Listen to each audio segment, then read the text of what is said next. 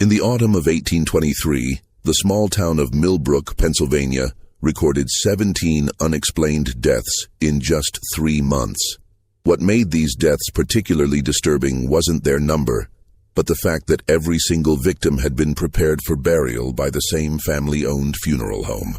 The Hartwell Funeral Parlor had served the community for over 2 decades, earning a reputation for their meticulous care of the deceased and their compassionate treatment of grieving families. But when a traveling physician noticed peculiar marks on several bodies during a routine health inspection, he uncovered evidence that would shake the foundations of this quiet Pennsylvania town. What authorities discovered in the basement of the Hartwell establishment was so horrifying that local officials buried the records for nearly a century, and some say the full truth has never been told. Before we continue with the story of the Hartwell family and their house of horrors, if you're fascinated by dark historical mysteries like this one, make sure to subscribe to our channel and hit that notification bell. We bring you the most chilling true stories from America's past. Also, let us know in the comments what state or city you're listening from. We love hearing from our community of mystery lovers worldwide.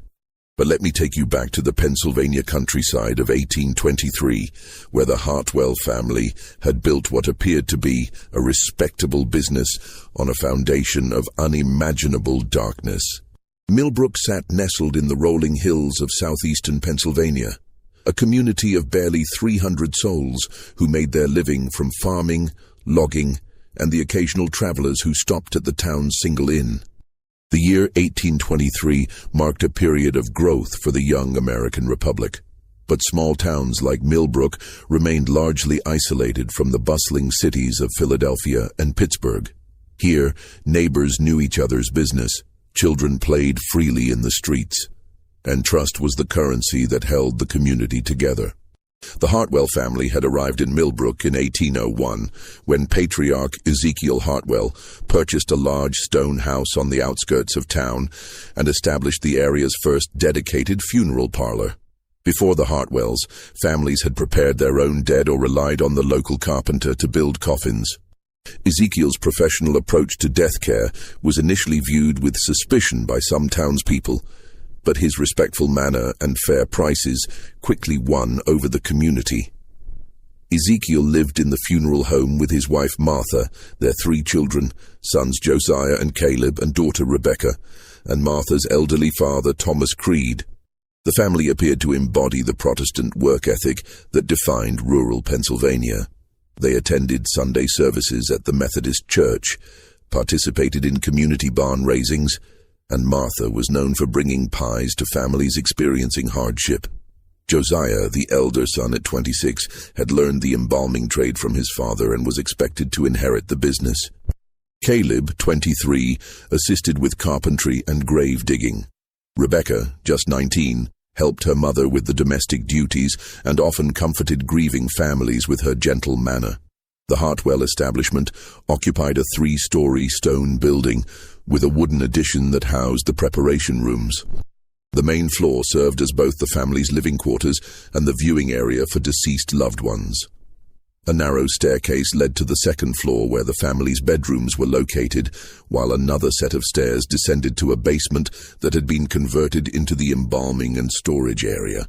The property also included a large barn where coffins were constructed and a small cemetery plot for those who couldn't afford burial elsewhere. What made the Hartwells particularly trusted in the community was their willingness to serve families regardless of their ability to pay. During harsh winters when crops failed, they often provided services in exchange for food or future labor. This generosity created a network of grateful families throughout the region, and word of their compassionate service spread to neighboring towns. By 1823, the Hartwell Funeral Parlor was handling nearly every death within a 15-mile radius. The political climate of 1823 Pennsylvania was marked by tensions between traditional rural values and the encroaching influence of industrial progress. The Erie Canal was nearing completion in New York, promising to bring unprecedented economic opportunity to the region, but also threatening to disrupt the established order of small-town life.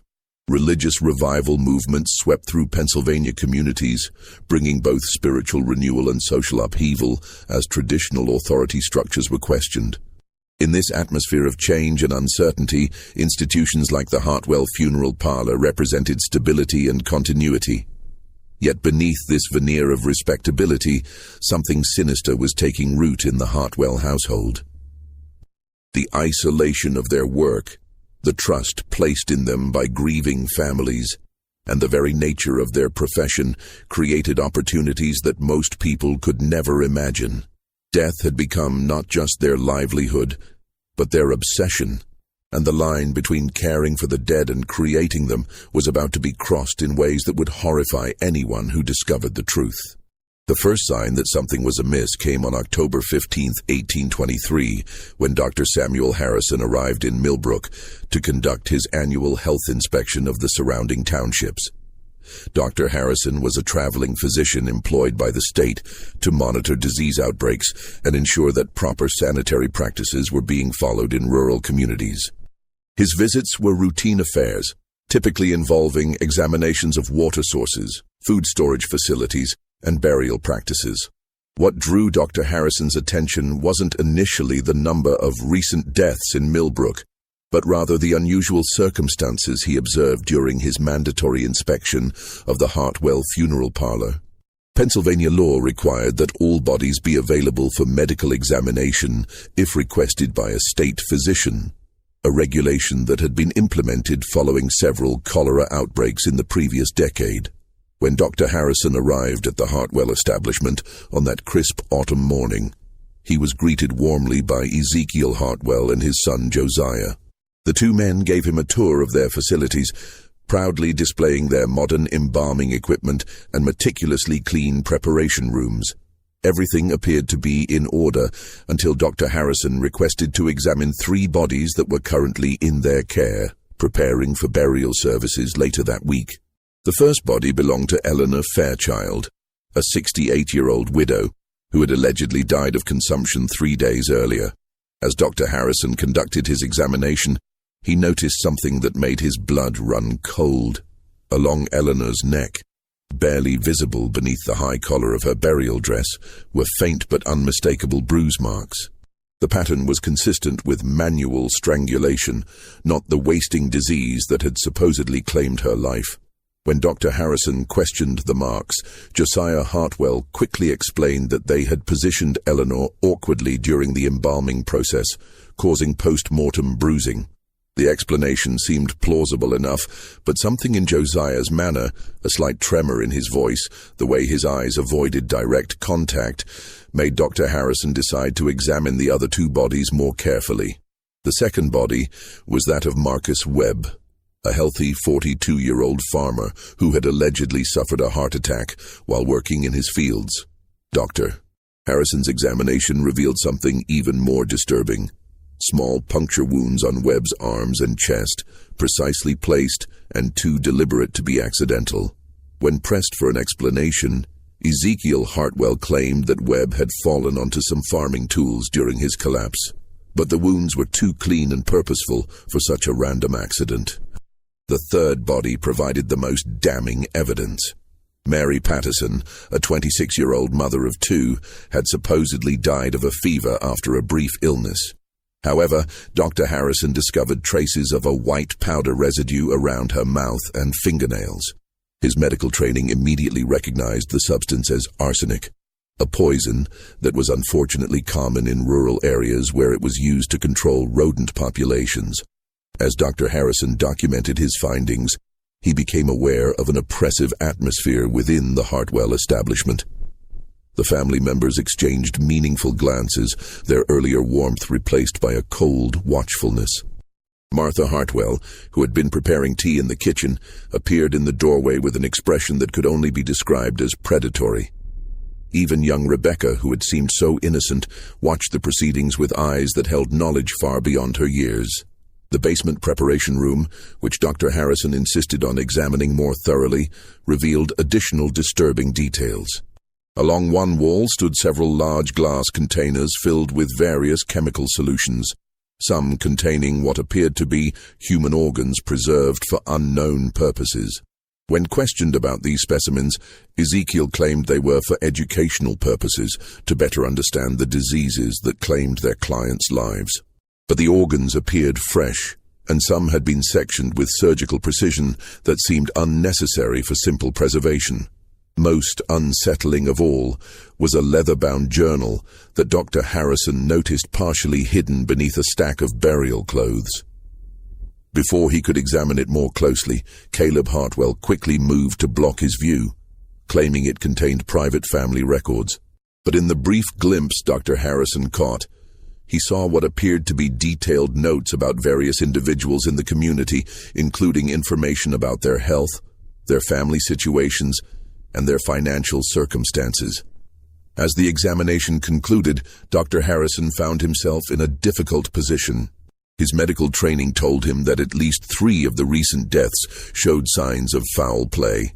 But his evidence was circumstantial, and the Hartwell family was respected throughout the community. Moreover, as an outsider conducting a routine inspection, his accusations would be met with skepticism by local authorities who had known and trusted the Hartwells for over 2 decades. That evening, as Dr. Harrison prepared his preliminary report at the Millbrook Inn, he was approached by several townspeople who had heard about his visit to the funeral parlor. Their conversations revealed a pattern that chilled him to the bone.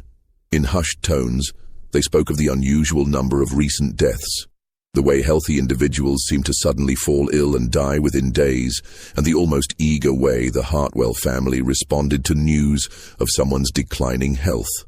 One particularly disturbing account came from Sarah Pemberton, whose elderly mother had died just 2 weeks earlier.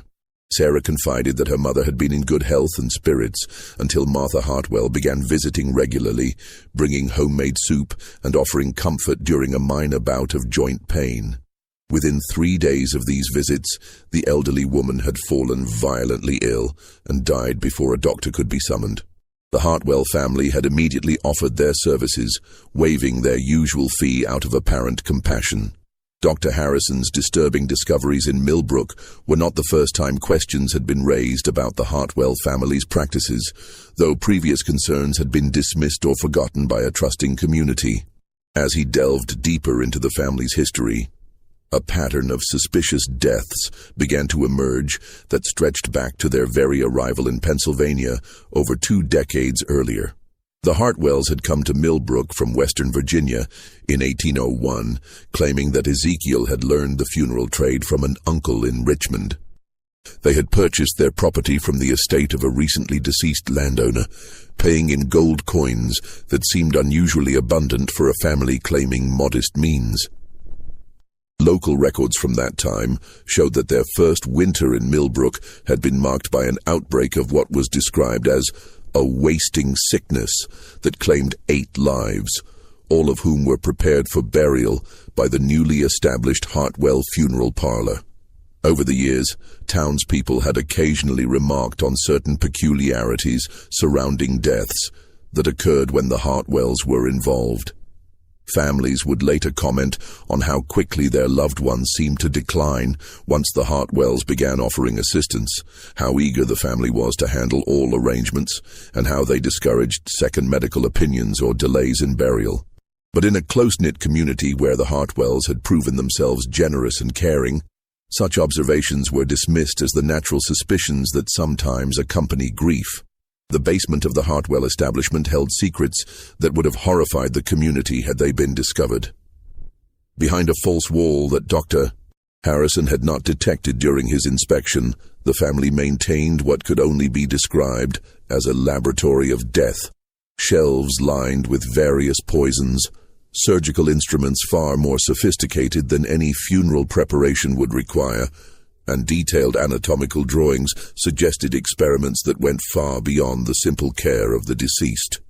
Most damning of all was the complete version of the journal that Dr. Harrison had glimpsed. This leather-bound tome contained meticulous records of every person who had died in their care, along with detailed observations about the effectiveness of various methods and substances. The entries, written in multiple hands over many years, revealed a systematic approach to murder that had been refined through careful practice and observation. The journal documented not just the methods of killing, but the careful selection of victims.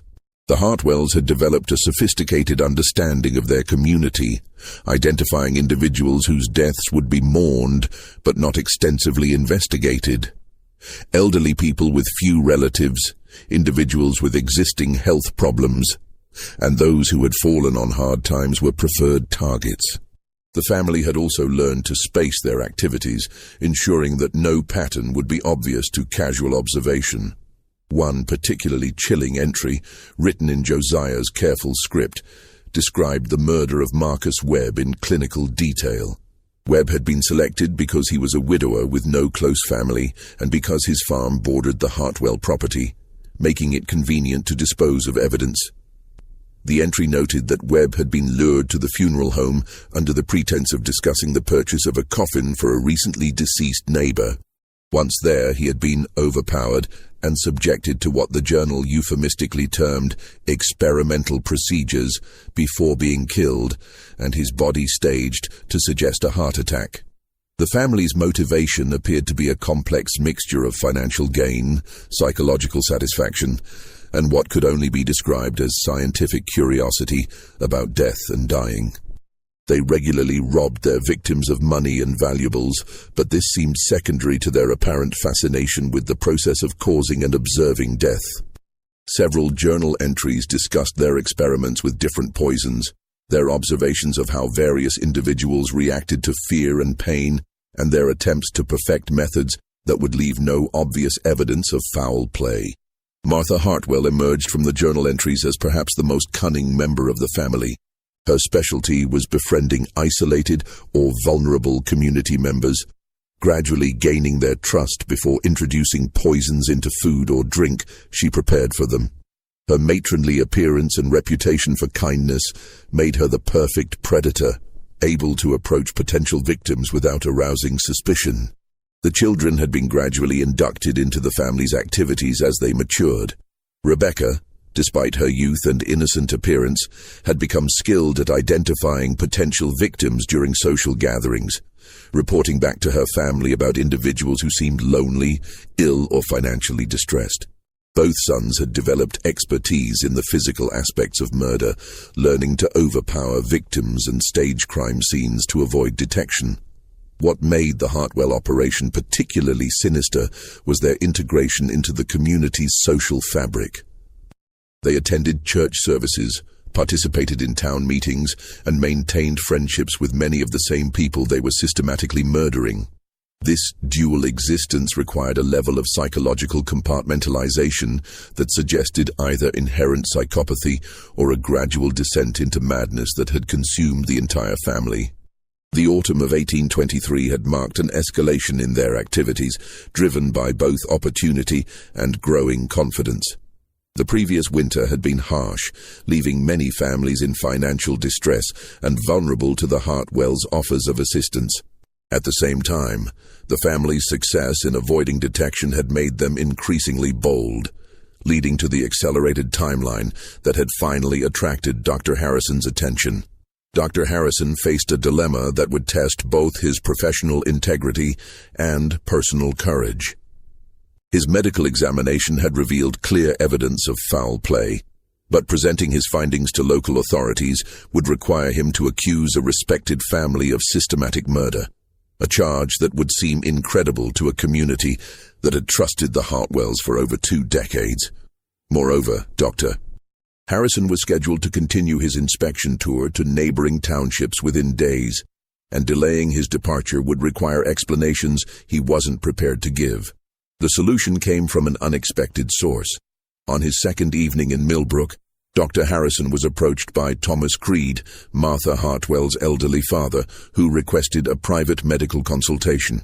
The old man claimed to be suffering from severe stomach pains and asked Dr. Harrison to examine him away from the funeral home. They met in the stable behind the inn, where Creed's demeanor immediately transformed from that of a feeble patient to something far more calculating. "Doctor," Creed whispered, his eyes darting nervously toward the street, I know what you found during your examination today. The marks, the poison, the wounds that don't match the claimed causes of death. You're right to be suspicious, but you don't understand the full scope of what's happening in that house. What Thomas Creed revealed to Dr. Harrison over the next hour painted a picture of evil that exceeded even the physician's growing suspicions.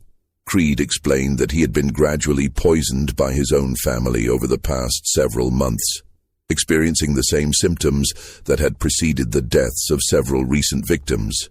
His advanced age and declining health had made him an ideal test subject for the family's experiments, but his survival instinct and knowledge of their methods had allowed him to identify and counteract their attempts on his life.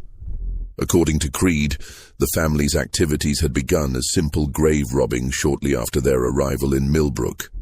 Ezekiel had discovered that freshly buried bodies could be exhumed and stripped of valuable jewelry, gold teeth, and burial clothes that could be resold in distant communities. This initial criminal activity had gradually evolved into something far more sinister as the family realized that they could increase their profits by creating their own supply of bodies. The turning point had come in 1807. When the family had accidentally caused the death of a gravely ill man they were attempting to rob. Rather than face exposure, they had covered up the crime and discovered that their victim's death was readily accepted by the community as a natural progression of his illness. This success had led to increasingly bold experiments in murder, with each family member developing specialized skills and roles in their expanding operation. Creed revealed that the basement laboratory contained detailed records of over 40 murders committed over the past 16 years, with victims carefully selected from throughout the region to avoid detection. The family had developed a network of contacts in neighboring towns who would alert them to potential targets, isolated individuals, travelers, or anyone whose disappearance might not be immediately investigated. What made Creed's testimony particularly credible was his intimate knowledge of the family's methods and his ability to provide specific details about recent victims that Dr. Harrison had examined.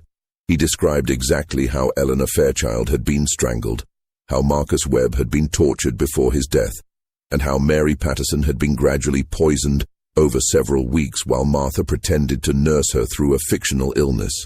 The old man also revealed the existence of a mass grave hidden in the woods behind the Hartwell property, where the family disposed of victims whose bodies couldn't be passed off as natural deaths. This burial site contained the remains of at least a dozen individuals, including several travelers who had stopped at the funeral home seeking directions or shelter and had never been seen again. Creed's motivation for betraying his family was both personal and practical. He had grown increasingly horrified by their activities, but more importantly, he had realized that his own death was imminent. The family had grown tired of supporting him, and recent conversations had made it clear that his usefulness as a test subject was nearing its end. His only hope for survival was to expose their crimes and seek protection from authorities. The old man proposed a plan that would allow Dr. Harrison to gather irrefutable evidence while protecting both of them from immediate retaliation. Creed would provide the physician with the key to the basement laboratory, allowing him to examine the hidden records and evidence during the family's absence at Sunday church services. This would give Dr. Harrison the documentation he needed to convince authorities, while Creed would use the same opportunity to escape to a distant relative's home in Philadelphia. Dr. Harrison spent the remainder of the night wrestling with the implications of Creed's revelations. The scope of the crimes was staggering, involving dozens of murders committed over nearly 2 decades by a family that had been trusted and respected by their entire community. The evidence Creed promised would likely be sufficient to secure convictions, but it would also destroy the faith and security of hundreds of innocent people who had believed themselves safe in their small town. More troubling was the realization that Dr. Harrison himself was now in danger. His examination of the bodies had clearly aroused the family's suspicions, and his continued presence in Millbrook represented a threat to their operation.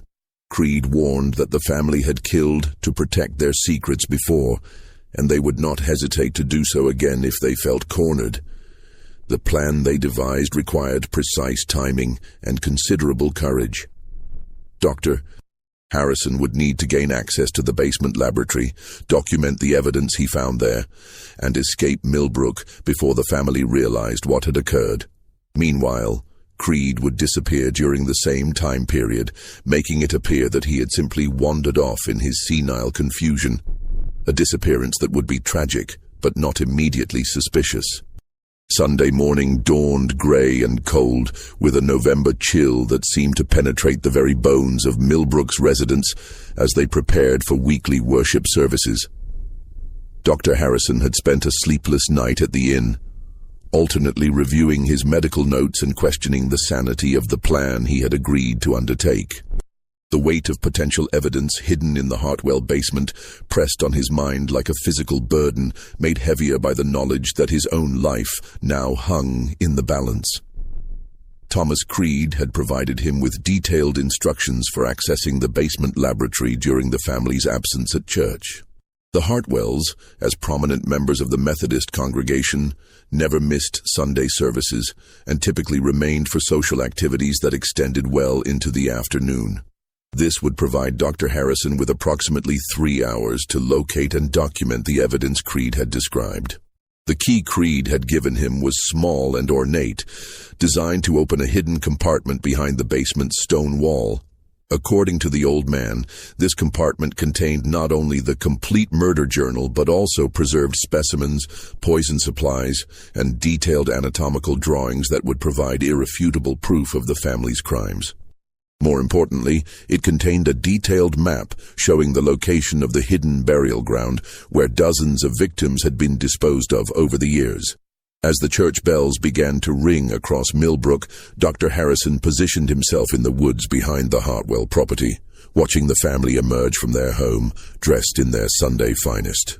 Ezekiel wore a black suit that gave him a dignified ministerial appearance, while Martha had chosen a dark blue dress with a white collar that emphasized her matronly respectability. Josiah and Caleb flanked their parents, looking every inch the devoted sons, while Rebecca walked demurely beside her mother, her innocent appearance masking the calculating mind that Creed had described. What Dr. Harrison found most disturbing was how normal the family appeared as they walked toward the church. Their faces showed no trace of the evil that Creed had described, no hint that they had murdered dozens of innocent people over the past 2 decades. They exchanged pleasantries with neighbors along the way, smiled at children playing in yards, and presented themselves as the very model of Christian virtue and family values. The physician waited a full 30 minutes after the family's departure before approaching the funeral home. The building stood silent and imposing in the weak autumn sunlight, its stone walls holding secrets that would shock the entire community if they were revealed. Dr. Harrison's hands trembled slightly as he used Thomas Creed's key to enter through the basement door, but his medical training had prepared him for confronting disturbing realities, and he forced himself to proceed methodically. The basement initially appeared exactly as it had during his official inspection, clean, organized, and professionally maintained. The embalming tables were spotless, the chemical solutions properly labeled and stored, and the few bodies currently in their care lay peacefully under white sheets. It was only when Dr. Harrison began examining the walls more carefully that he located the concealed entrance Creed had described. Behind a section of stone wall that appeared identical to the rest of the basement, the small key opened a hidden panel that revealed a chamber of horrors beyond his worst imaginings. The secret room was larger than the main basement, extending beneath the entire footprint of the house and into the hillside beyond.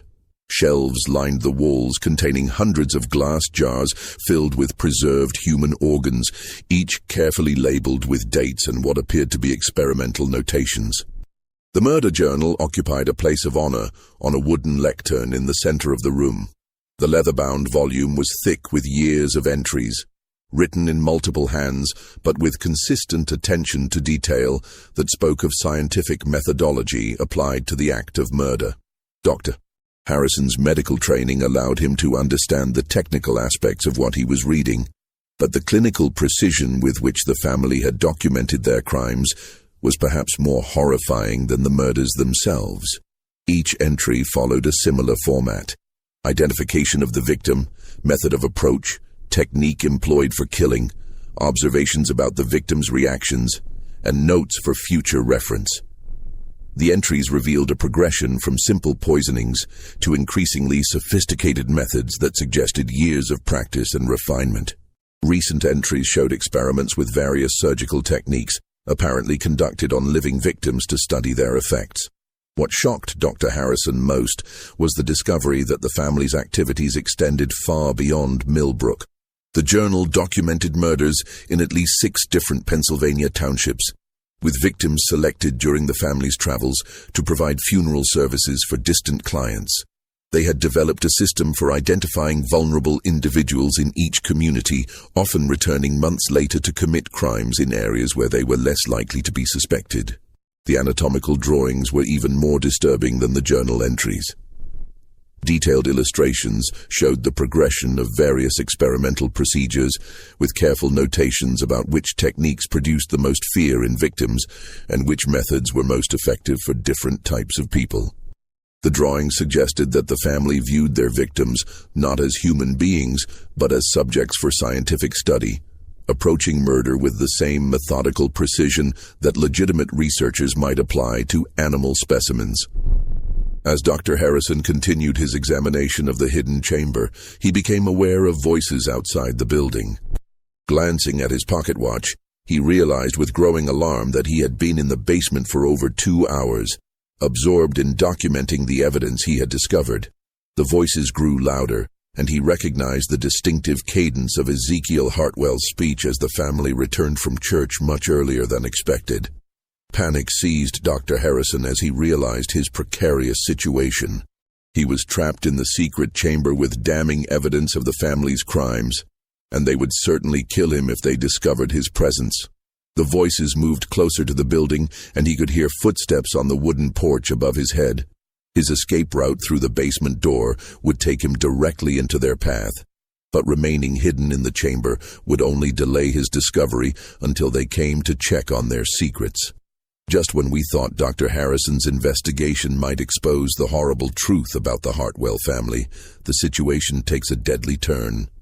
If this story is giving you chills, share this video with a friend who loves dark mysteries, hit that like button to support our content, and don't forget to subscribe to never miss stories like this. Let's discover together what happens next in this house of horrors. In his desperate search for an alternative escape route, Dr. Harrison noticed that the secret chamber extended further than he had initially realized. At the far end of the room, partially concealed behind stacks of glass specimen jars, was another door that appeared to lead deeper into the hillside. With the family's voices growing ever closer, he had no choice but to risk exploring this unknown passage, hoping it might lead to freedom rather than deeper into the nightmare he had uncovered.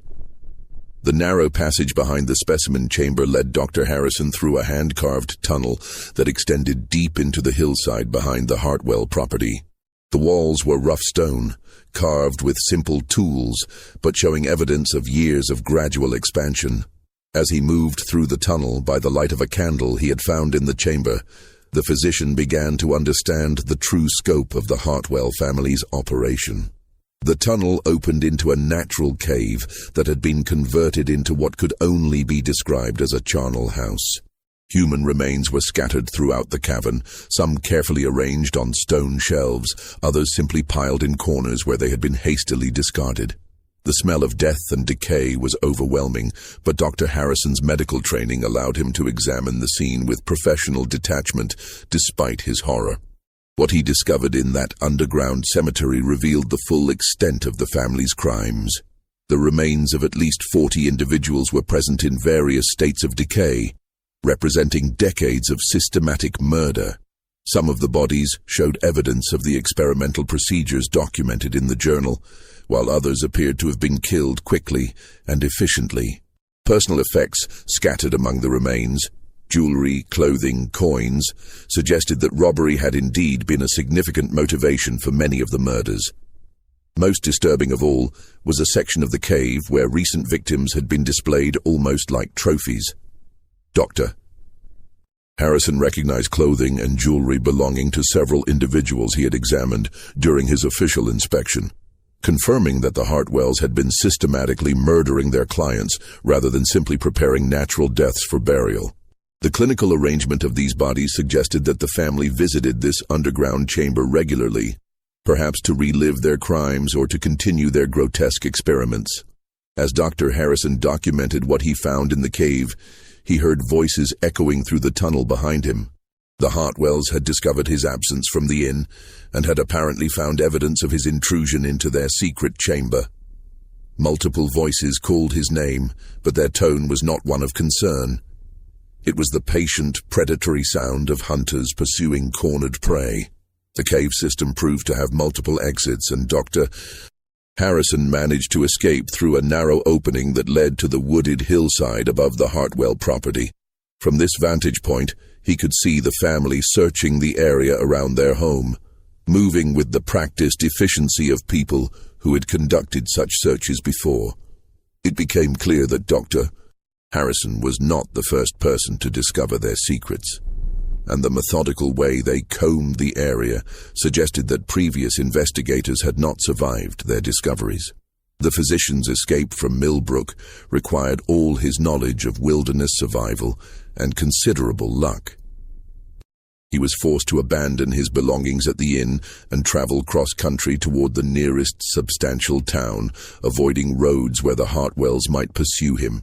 His medical bag contained enough documentation to convince authorities, but he needed to reach civilized areas before the family could silence him permanently.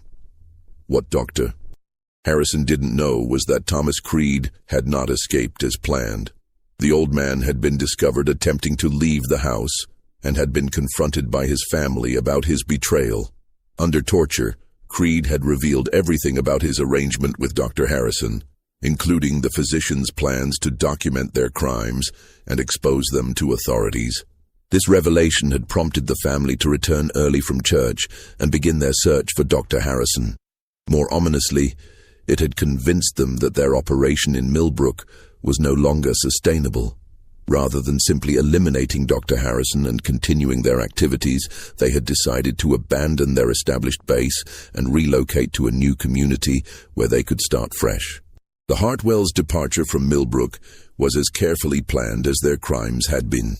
They claimed that Ezekiel had received an urgent message about a dying relative in Ohio, necessitating an immediate journey that might keep them away for several months. The funeral home would be temporarily closed, and they asked neighbors to keep watch over their property during their absence.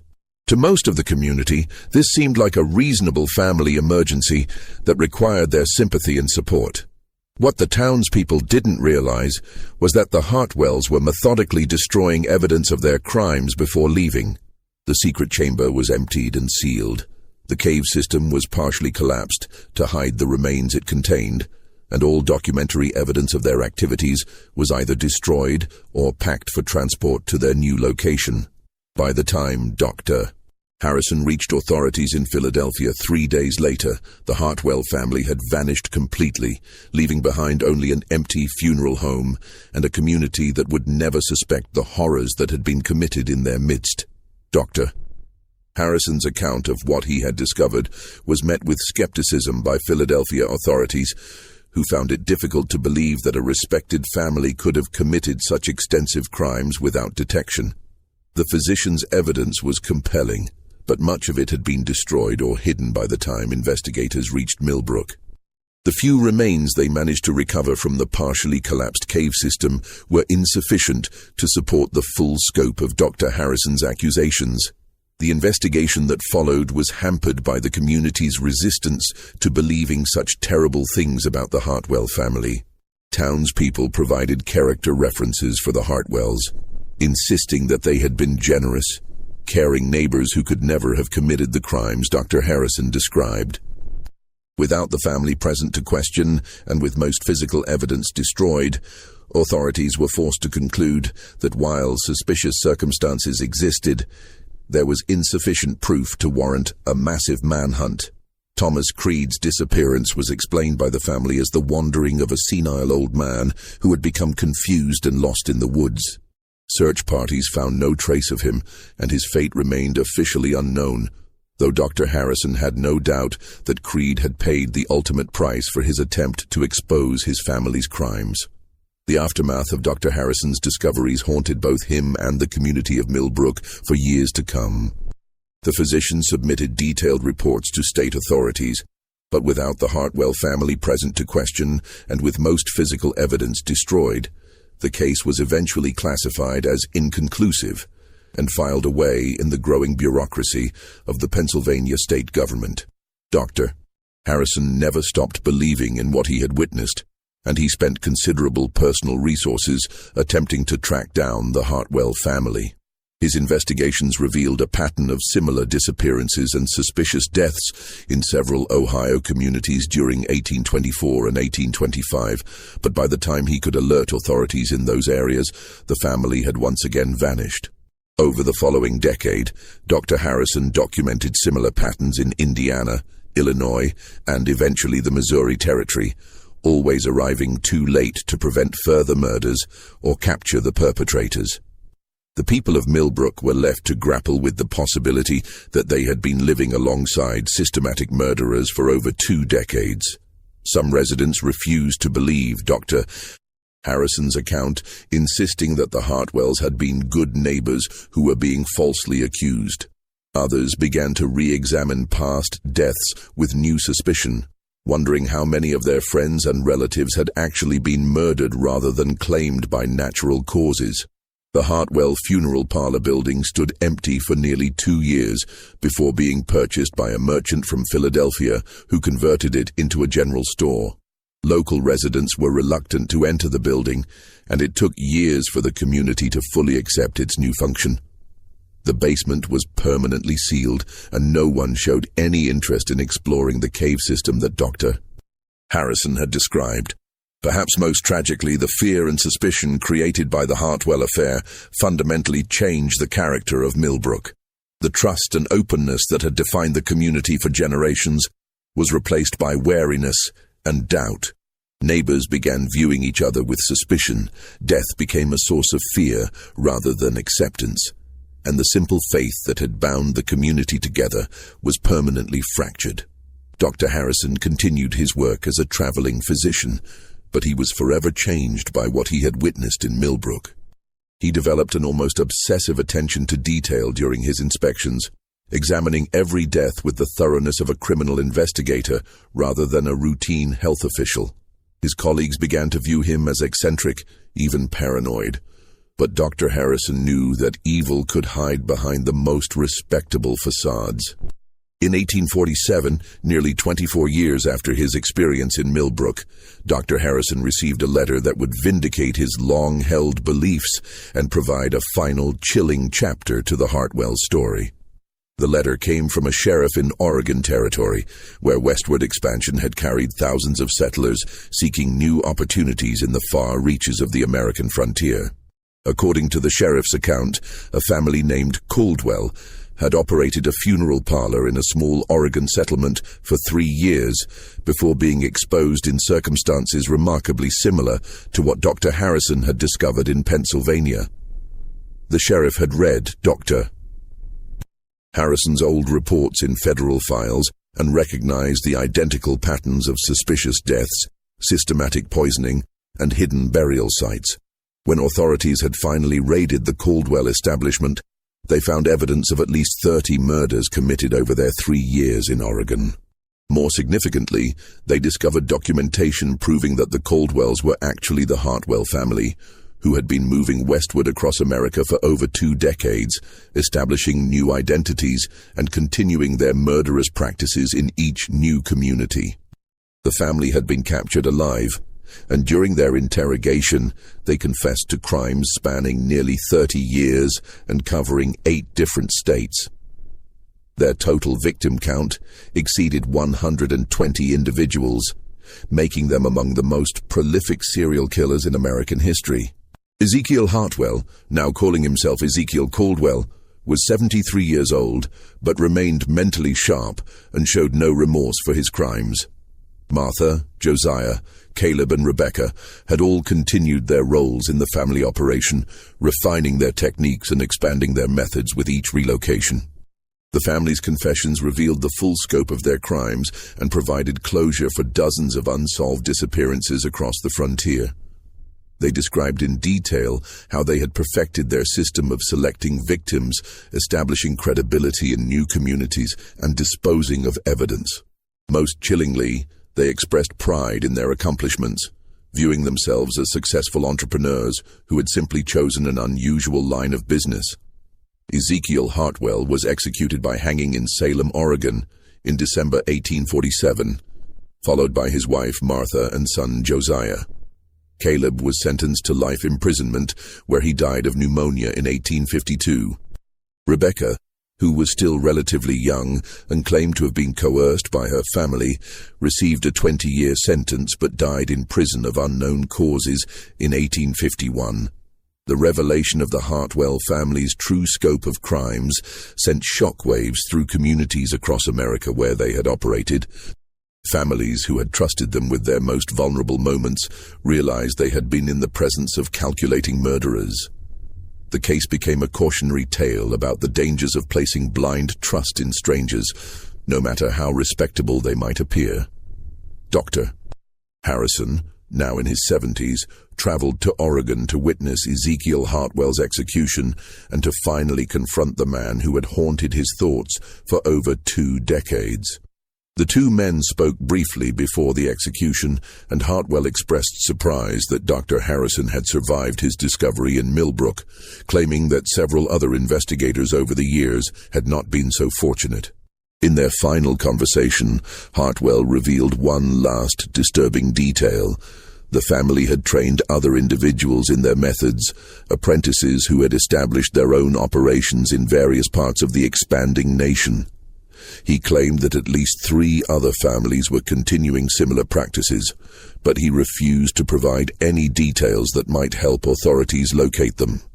This revelation ensured that Dr. Harrison's remaining years would be spent in the knowledge that the evil he had discovered in Millbrook was still spreading across America. The Millbrook community never fully recovered from the revelation that their trusted neighbors had been systematic murderers. The town gradually declined as families moved away, unable to bear the weight of their shared history. By 1860, Millbrook had been abandoned entirely, and the forest began to reclaim the buildings where so much horror had been hidden. Today, few records remain of the Hartwell family's crimes. The official reports were buried in government archives, the newspaper accounts were forgotten, and the communities they terrorized tried to erase all memory of their presence. But for those who study the darker chapters of American history, the Hartwell case serves as a reminder that evil can flourish anywhere, hidden behind masks of respectability and protected by the very trust and innocence it seeks to destroy. The story of the Hartwell funeral parlor demonstrates how serial killers could operate with impunity in an era before modern communication and law enforcement coordination. It shows how predators could exploit the natural human trust that bound communities together, using that very trust as a weapon against their victims. Most importantly, it reveals how ordinary people, doctors, neighbors, family members, sometimes held the power to expose great evils, but only if they were willing to look beyond appearances and act on their suspicions. Dr. Harrison spent his final years documenting everything he had learned about the Hartwell case, hoping that his records might someday help other investigators recognize similar patterns of crime. He died in 1853, taking with him intimate knowledge of one of America's most horrifying family criminal enterprises. His detailed notes were discovered among his papers and eventually found their way into federal archives, where they remain today as testimony to crimes that shocked even the investigators who uncovered them. The legacy of the Hartwell family extends beyond their immediate victims to encompass the fundamental changes they brought to every community they touched. They destroyed the sense of security that had allowed small towns to function as extended families, replacing trust with suspicion and innocence with wariness. In this way, their impact on American society extended far beyond the individuals they murdered, touching the very fabric of community life in the expanding nation. This mystery shows us how easily evil can masquerade as respectability, and how the very institutions we trust for comfort during our darkest hours can sometimes harbor our worst nightmares. What do you think of this story? Do you believe everything was revealed about the Hartwell family's crimes? Or might there have been even darker secrets that died with them? Leave your comment below and let us know if you've heard similar stories from your own region's history. If you enjoyed this tale and want more historical horror stories like this, subscribe, hit the notification bell, and share with someone who loves dark mysteries. The past holds many secrets, and we'll continue exploring them together. See you in the next video.